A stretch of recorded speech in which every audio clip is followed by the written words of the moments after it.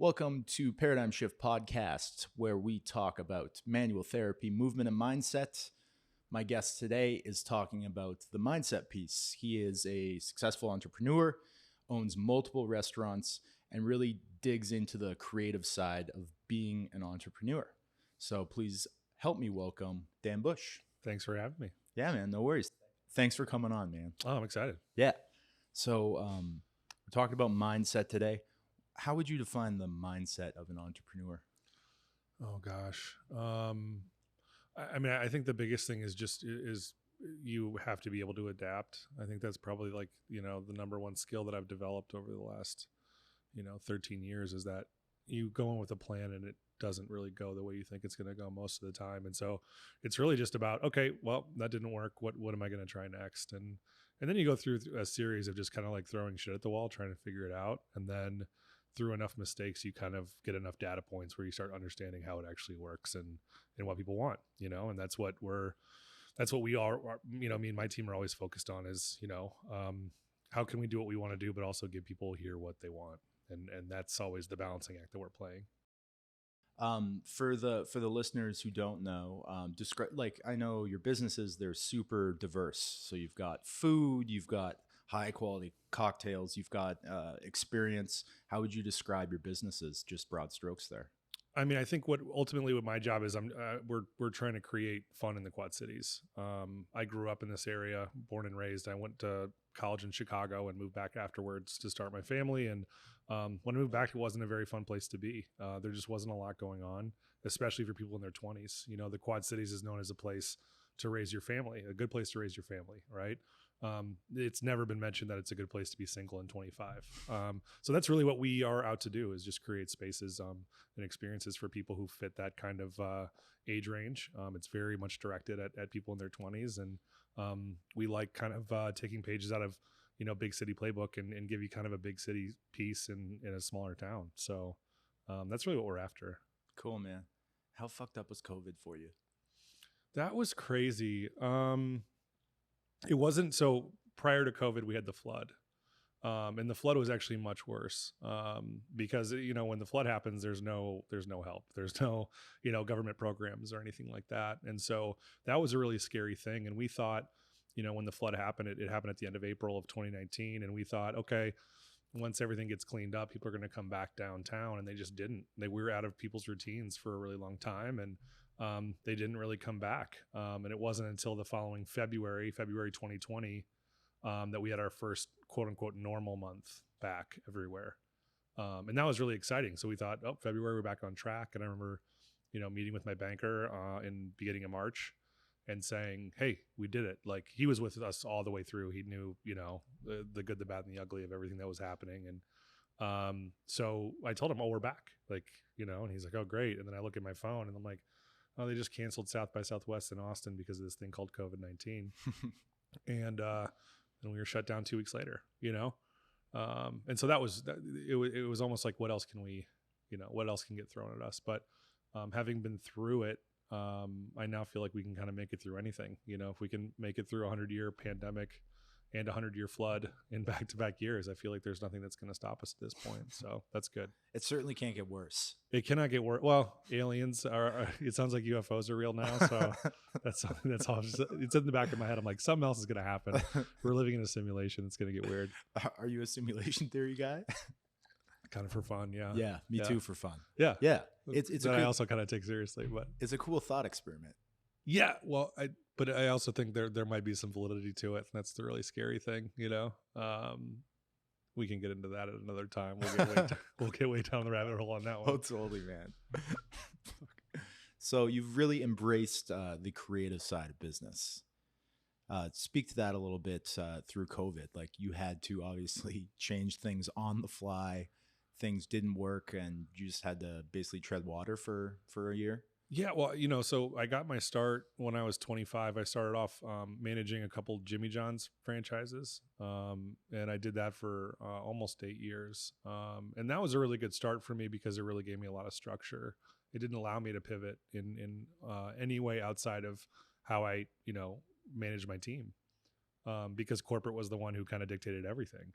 And so it was almost like being an entrepreneur on training wheels for almost a decade, where you have people who know better than you, who kind of guide you along and give you support along the way, and don't let you go rogue too much. And that was good. And so jumping in, but eventually it kind of got monotonous. It got, and I wanted to do my own thing, and I had a lot of ideas, and so Analog Arcade Bar was like the first thing that I was like, oh, this is the first thing I want to do off the bat to kind of try.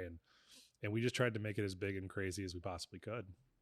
And people responded well to it. And so I got out of the Jimmy John's and realized like, oh, this is just what I want to do with my life. I want to create different things. And then some have worked really well right off the bat and others haven't, And so I've kind of been on both end of it, where there's lines out the door, and I've been on the other end where it's like, oh, we don't have enough business to pay the bills, So I've been on both ends, and I'm glad I've had that opportunity, to really kind of learn from it. But pivoting is really the number one thing that I think we've learned to do really well. And it just took it's just a lot of sleepless nights, really, and heartache. Just, okay, this isn't working. If it's not working exactly how you want, then no one is going to change it but you, and there's also no rule book, like there's nothing that says that if you start a bakery and it's not working as a bakery, you can't turn into a CrossFit gym or whatever. You know what I mean? Like there's just no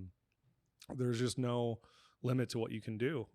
And so I think people kind of get limited. They think, well, I signed up for this. This is what I'm going to do. And then it doesn't work. And then they just close. Oh, it didn't work, And to me, it's like, I borrowed money for this, like I went to a bank and they lent me money based on who they thought I was. And if I just gave up on it, who am I? So I think there's no opportunity to quit. You just have to kind of figure it out. Yeah. What was what's an example of a time where you pivoted and it turned out for the best?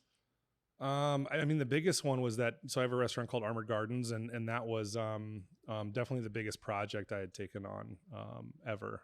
Definitely we did a huge renovation on an old transmission shop and made it into a restaurant with a big patio and 100 beers on draft. And the patio was really kind of the reason we did it, and that worked out really well. People were really into it, and the 100 beers on draft was a big success. And but people were coming and drinking and not eating the food, and so any money we made at the bar had to go towards the losses in the kitchen.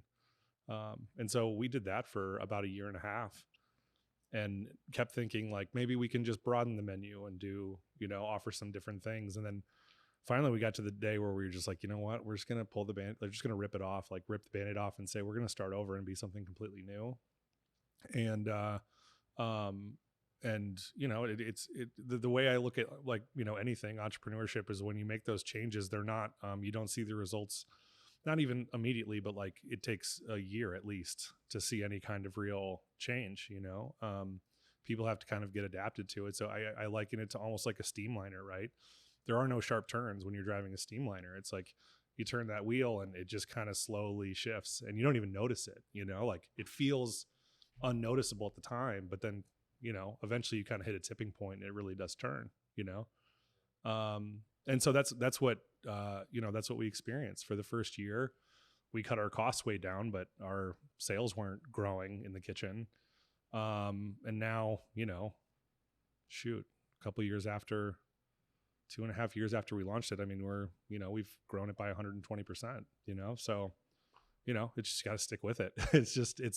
But when you're on the other end of it and you can look back and say, okay, like we were able to overcome that, we went from on the verge of closing, right, to, being arguably one of the busiest places downtown, if not the busiest, and that was through a lot of pain, like that's the easiest way to put it. Yeah. I know when I go on creative endeavors, it's definitely not positive all the time. You try to give the public perception that everything's going good, but I'm sure that there's times you go home and you're like, holy shit, like I hope this works. Is it positive all the time, or is there doubts? Oh, no. There's I think you work through the doubts by figuring out what doesn't work, and then I feel like I'm finally at that point in my career where I can see down the field, which really wasn't the case for the first 12 and a half years. I feel like COVID finally did it. Because when COVID happened, it was, okay, everything's changing everywhere. What are you going to do about it? and what, and you also is also trying to anticipate what changes will take place. We're going to have, people who don't want to sit by other people. We have people who, are going to change how they purchase things and how they interact with you. And, do you try to go all in on online food ordering and make that your thing? So these are kind of the thought exercises that we went through back in March. Like we really looked at everything we did and thought, okay, well, if we're going to change anything, now's the opportunity to do it. And then when we got out of that first shutdown, the outdoor seating was just a huge hit. And so coming out of, COVID this past winter, I asked my business partner, Rich, I said, well, what's the one thing that you would change here? And he said, we have this parking lot that we don't use. Let's expand the patio. And when you're not used to making money for 2 years, right? Like you're gun shy on putting more money into your business, right? And so we're like, do we borrow it? Do we just pull money out of pocket? Like, but we just decided like, let's pull money out of pocket and just do it. And I think while everyone else was kind of in our industry was kind of holding tight and just trying to get out of it, we went on the offensive. And then when we reopened, it was like having a brand new outdoor space, and that really excited people. And I think, the results that we've seen since we've done that has been incredible. So your business is very, like, people have to come in there and feel comfortable. Right. And that's, gyms are like that. Yeah. If you're looking at a manual therapy practice, you want people to want to be in your space. So what do people overlook when they're building a business that is very, people are coming in all the time? Yeah. I mean, I think, for us, it's, I think that if you try to appease to everybody, you appease to nobody, like if you try to make something that everyone's going to like, it's going to be kind of boring and generic and no one's going to love it. Our intent is to have spaces that people love, or hate, and people do, and that's okay, but I would rather polarize you in one direction or the other than have you walk in. Like the thing that would crush me is if you went in and was like, it's meh, it's whatever.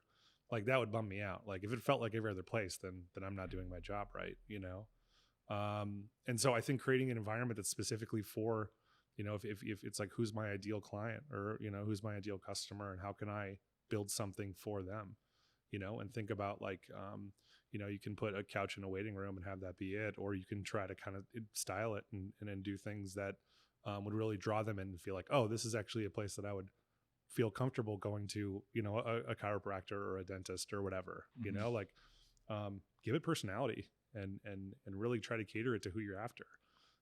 If you're in, a young college town, go after the people who might fit that. If you're after athletes, there's ways to do that too. Mm-hmm. It's just, you got to figure out like, okay, this is what we're after, and representing yourself in that way, I think is important. Mm-hmm.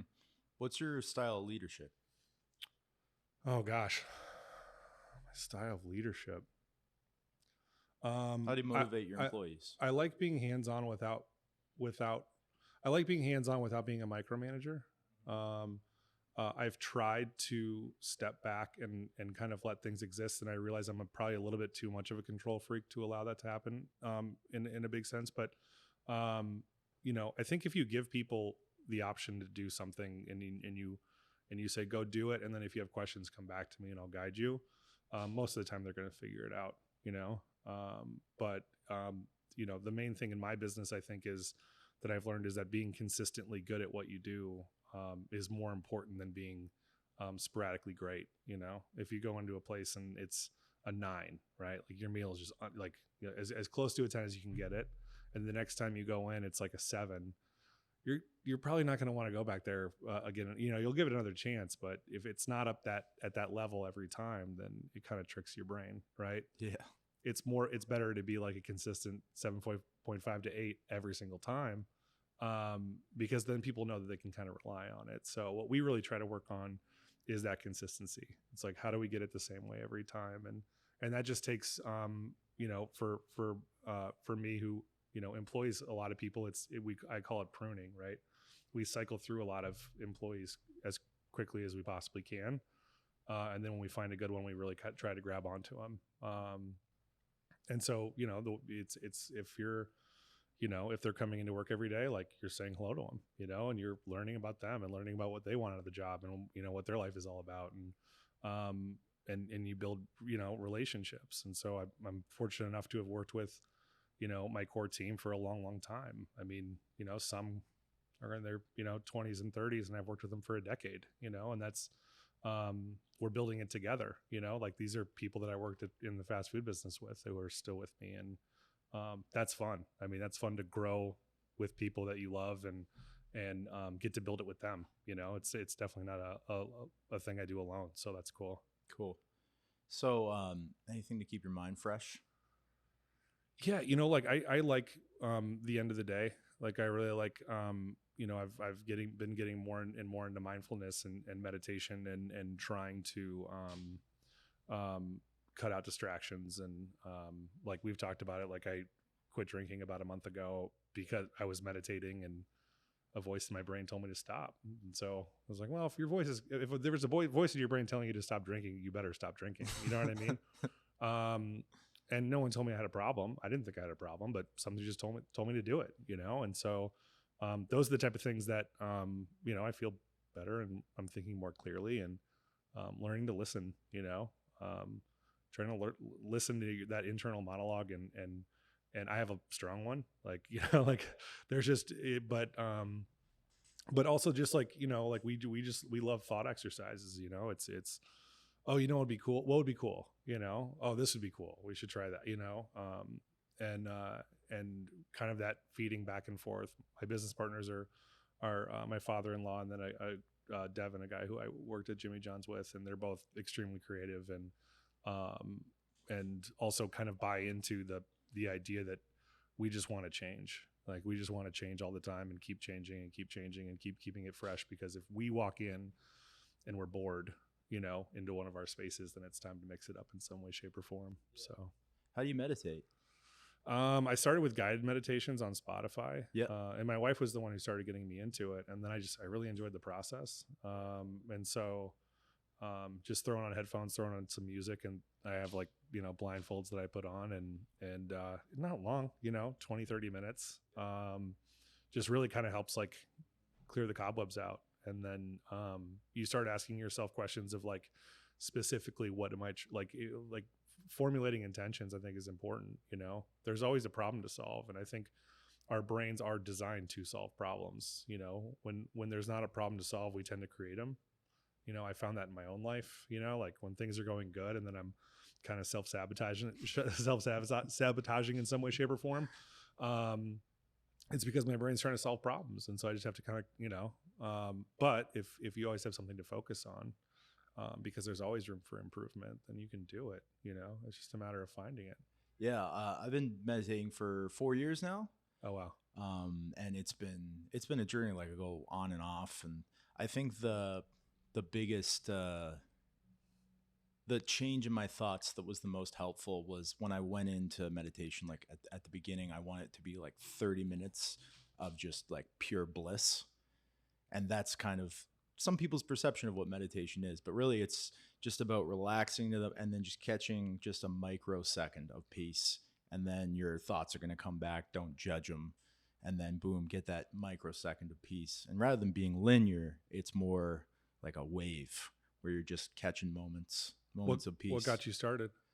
Probably just anxiety, and wanting to be more present in the moment. I've always had a hard time in some situations getting present, Well, you're an athlete. Yeah. So was that part of it too? Just like, or was this post baseball career? It was post. Yeah. Okay. I was always super stoked to get any more power out of my brain. Mm-hmm. Yeah. Cause, I struggle with, being creative at times and then it goes in peaks and valleys. So I've always wanted to be able to, think better, more consistently.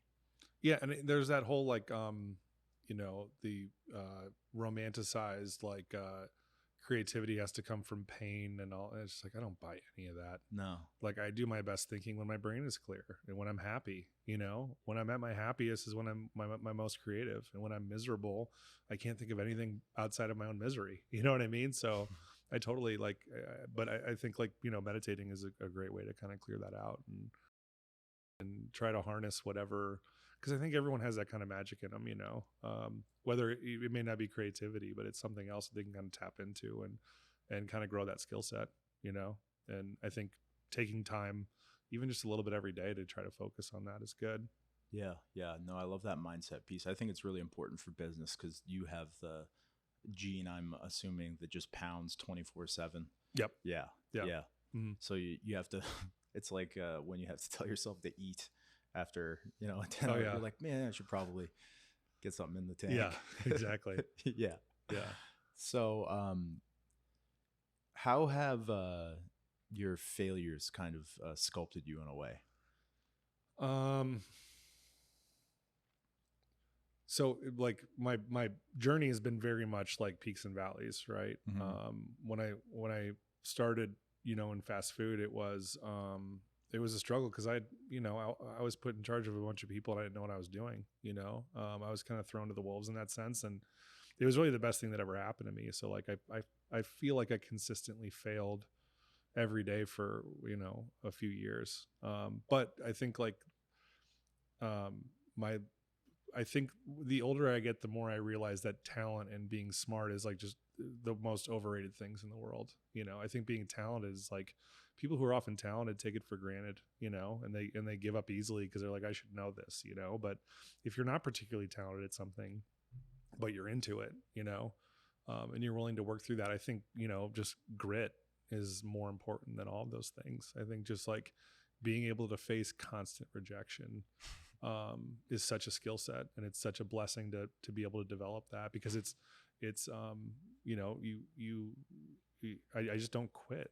I think that's it. I think that's what drives. I think that's what separates me from most people, is that there's just no quit in me. I don't believe in it because I don't know what I would do otherwise. I don't know what else I could do where I get to wake up and work with people that I really love and do whatever I want, and create something that other people enjoy. Like I don't want to give that up. I don't want to lose that. I've worked too hard to get it, but when you look at failure as a personal rejection, and then you start to figure out that it's not, that it's just like failure to me.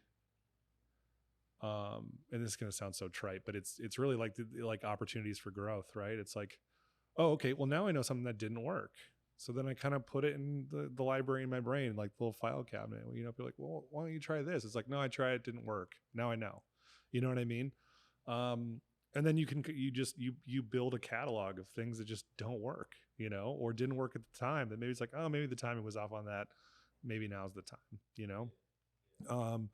But I'm also just a big believer that if that they say the definition of insanity is doing the same thing over and over again and expecting different results. And that's something I've seen in business time and time again. Like, smart people who aren't getting the results they want, but they just never change. They just kind of keep trying to plow ahead and think that that'll do it. And sometimes it does, sometimes that consistency wins out, or the market hasn't caught up to you yet and you can keep doing it.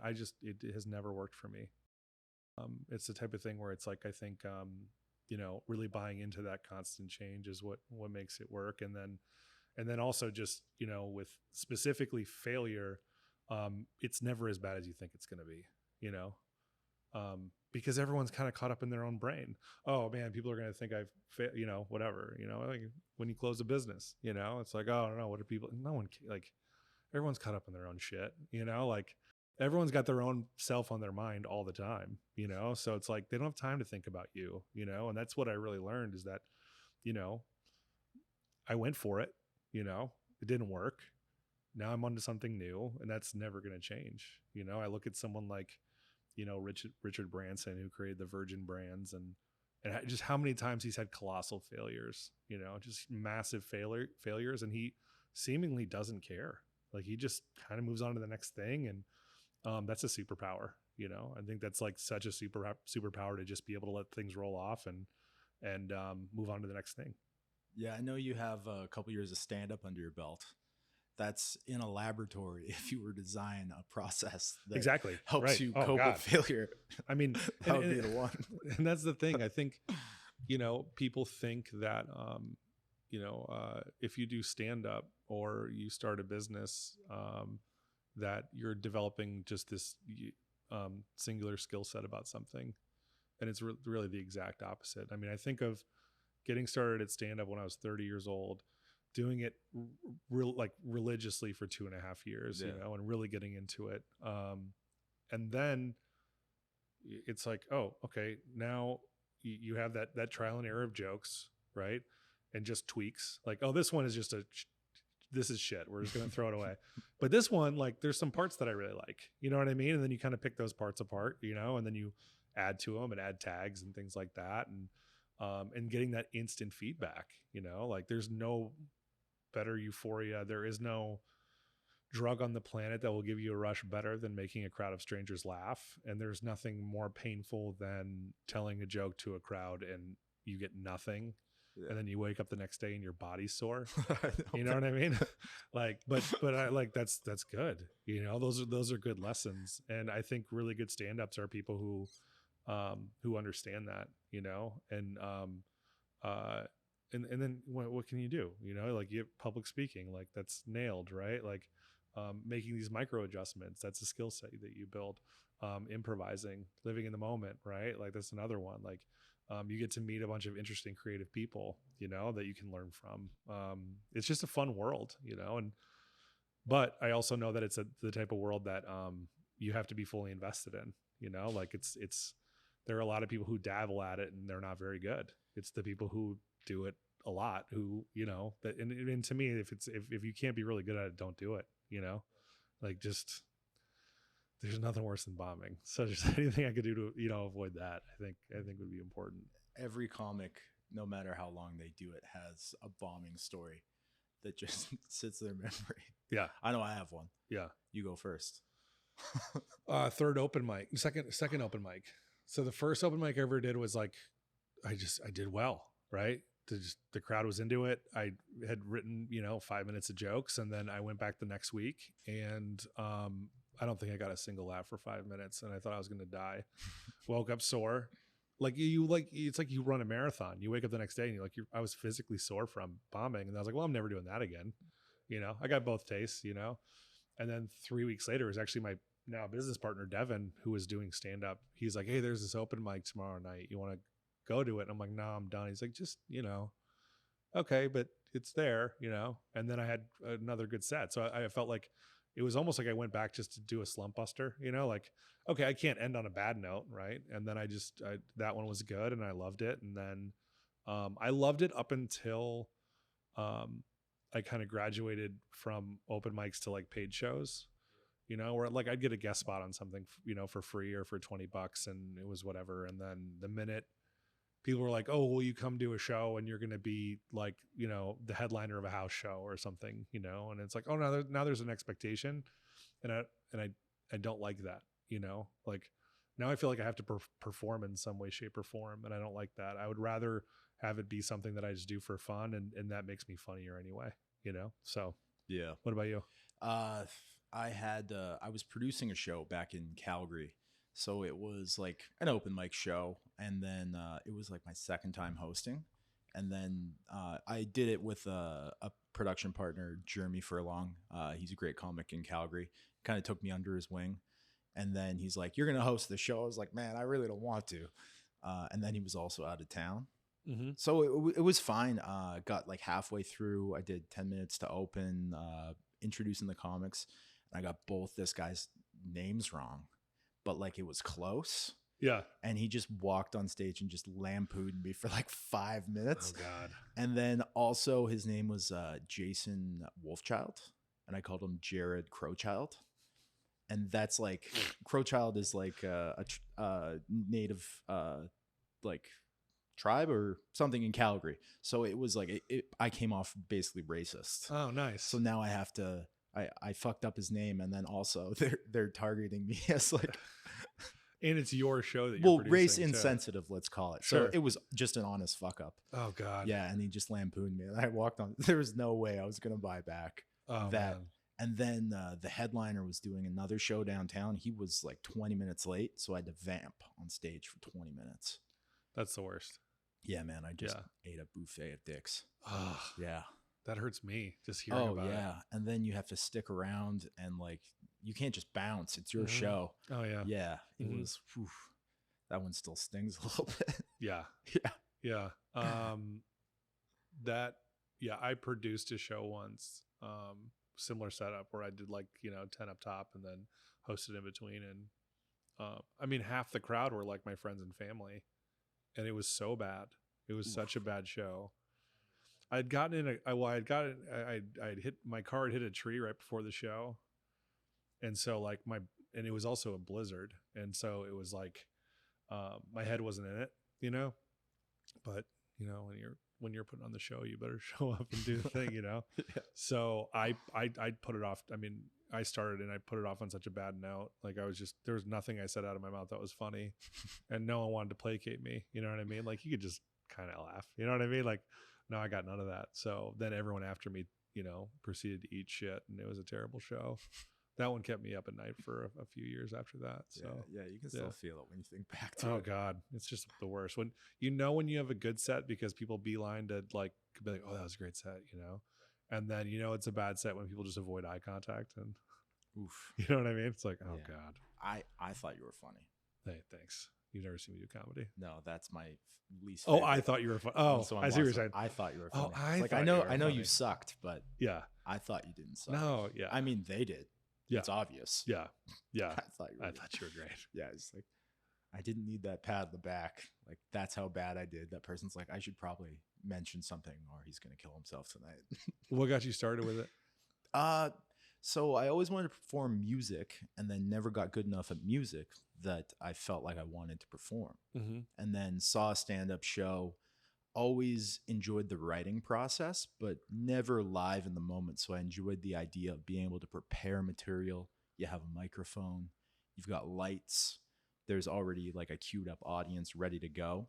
And then I enjoyed the challenge of it, man. Mm-hmm. Yeah, because it's just a self-starter thing. Like, you have to basically commit to driving 3 hours for $0 and probably 2 bad shows. Yeah. Yeah. Yeah. Well, now it's fun because some of the guys that I used to do it with are still, they're still doing it, and seeing that progression from 5-6 years ago, and seeing where they're at now. Or if I would have stuck with it, they're solid. You know what I mean? And that's fun to watch. Yeah. It's fun to see their growth, and see how far they've made it, and when you put in the time, I think so much of mastery of anything is just putting in the time. People don't want to do it. It's too much. Be like, oh, it must be so cool. You have these businesses and stuff. And it's like, well, yeah, I worked in fast food for 8 years, working 90 hours a week. I'd get in at 6 a.m. and I wouldn't leave till 10 or 11, 5 days a week. I would work, an 8-hour day on Saturday, and then, a 5-6 hour day on Sunday. That was my life. And my wife was the best and understood it. And we had infants at the time. And she would wake up in the middle of the night because she knew that I was so exhausted I couldn't do it, but people don't see the tough part. They see you get to the fun part and they think, well, that guy's lucky. He got, what a charmed life he lives. And it's like, oh no, I'm a lucky guy for sure. But the groundwork has been laid through a lot of stuff that you never saw, that no one ever sees, and that's the thing that people need to realize, is that if you want to get something out of life that you really are there is no perfect job that's well compensating and not hard. It doesn't exist anywhere. Oh, look at this actor. Yeah, that's a terrible life. Don't tell me that you can't go to a restaurant without being hassled and it's great. Don't tell me that you have to be on set for 16 hours a day for 6 weeks straight and that it's great. You just see the movie premieres, right? You don't see all the work that got put into it, and I think for anything else, it's going back to if people are willing to put in the time and the work, it really doesn't matter how smart you are. It doesn't, I don't think it does. I don't consider myself a very smart guy. I just think it's I figure out ways to win through time. That's it. Yep. Advice, someone that's, when you started in this business, so 13 years ago, advice for young entrepreneurs. When you don't dabble, right? I've had a problem with dabbling where I entertain doing too many other things that are tangentially related, but you got to focus on the thing, focus on, if you're going to be the restaurant guy, be the restaurant guy. If you're going to be the tech guy, be the tech guy. But and when you get to a point where you're financially stable and you want to dabble in something else, it's fine. Just don't make your life dabbling. I think a lot of people just think like, oh, I want to do this and I want to do this. And it's just like they're manic and their ADHD takes over, you know what I mean? And they really don't, they can't, if you're unable to focus on one thing for the long haul, then you're probably not going to make it. There's one, everyone's like, oh, find what you're passionate about, and it's like, okay, well, why don't you start with finding out something that you don't hate? Let's start there. Like, oh, this is something I don't hate doing. And then you start seeing like, oh, okay, well, I'm going to put my time in and see it through, like how many people, move to LA because they're going to make it in comedy. They're like, I'm going to make it in comedy. And you're like, oh, really? Like, what's it like? And they're like, oh, I might go to an open mic this week. I might go to one, it's like, they never wanted to do it. Right. The guy's going to 13 open mics in a week, somehow make it. What a shock. You know what I mean? And that's the other thing, like, some people, there's a million, the other thing I think that's important is that there's a million ways to skin a cat, right? Like if you want to make it in stand up, for example, if we're using that as the analogy for everything else, it's like, okay, in America, you either move to New York City or move to LA. That's kind of the final boss, right? Like that's like, if you can make it there, then you'll probably be good, right? Final boss. I like that. But then some decide, okay, I moved to LA and then I have to go to, 10 open mics a week because they're available. But I might wait for hours and get on for 3 or 4 minutes. And then other people have a different approach where they live in a smaller market, but they get, a half hour straight, a few times a week opening up for their local club or whatever. And other people are like, I'm just going to be a road dog. I'm going to live in, the middle of nowhere, deep South. And I'm just going to get in my car and I'm going to drive up and down the highway and pick up different gigs to get the time in that way. So like the other way is like, there's multiple ways to do it, but there is no shortcut for putting in the time ever. It just doesn't exist. I don't know anyone, who's mastered their craft by, cutting corners and trying to shortcut everything. So I think the biggest thing is just make it a point in your life not to shortcuts are not allowed into your discipline. It's really that easy. Yeah. I feel like sometimes people dabble out of insecurity. Like if I give 100% to this, it doesn't work. And it doesn't work. It's a personal, it's a personal. If you give 10%, it doesn't work. You'd be like, I wasn't trying hard enough. Right. So like, that's why. It wasn't because I wasn't good enough. Yeah. And you see it with everything. Right. Mm-hmm. And I think there are certain things like, athletics where some people just have it. Right.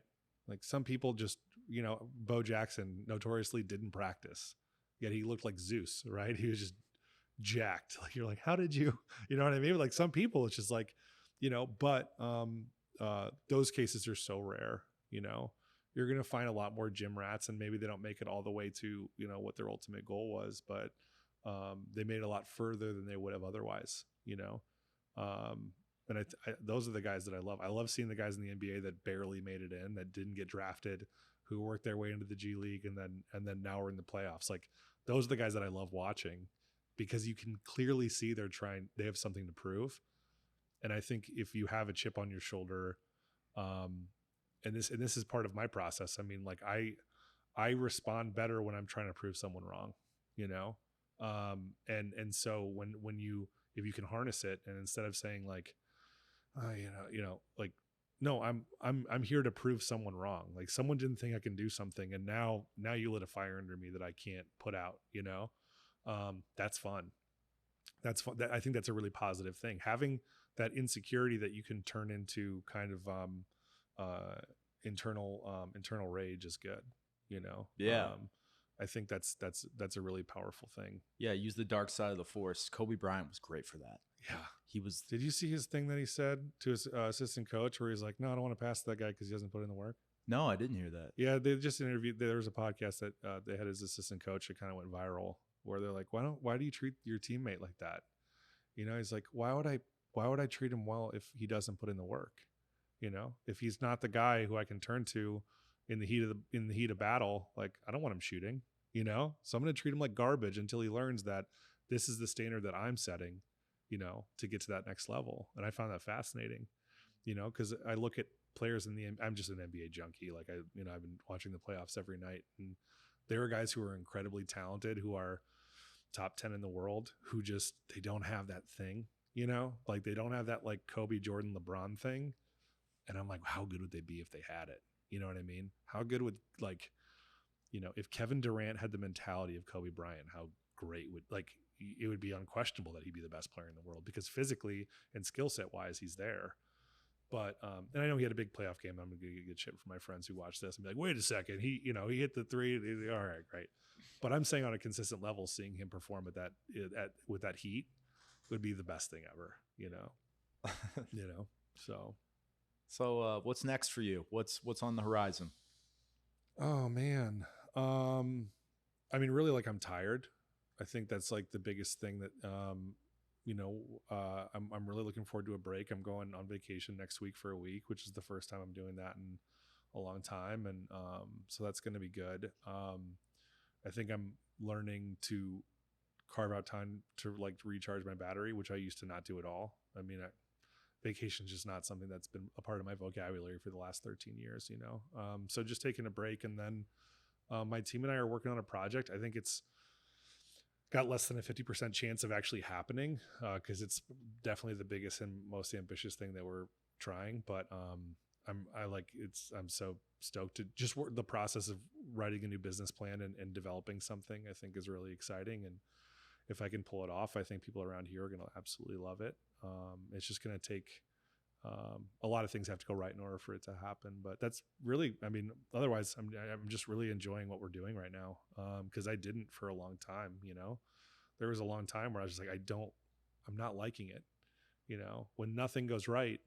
And you feel like you have you're when you're in bed on Sunday night and you're dreading Monday morning, that's just, and so many people are in that position, I certainly have. But when you're in that point where it's Sunday night and you're just stoked to be there on Monday, and you're stoked to get called in and work on a Saturday night, you're like, oh yeah, okay.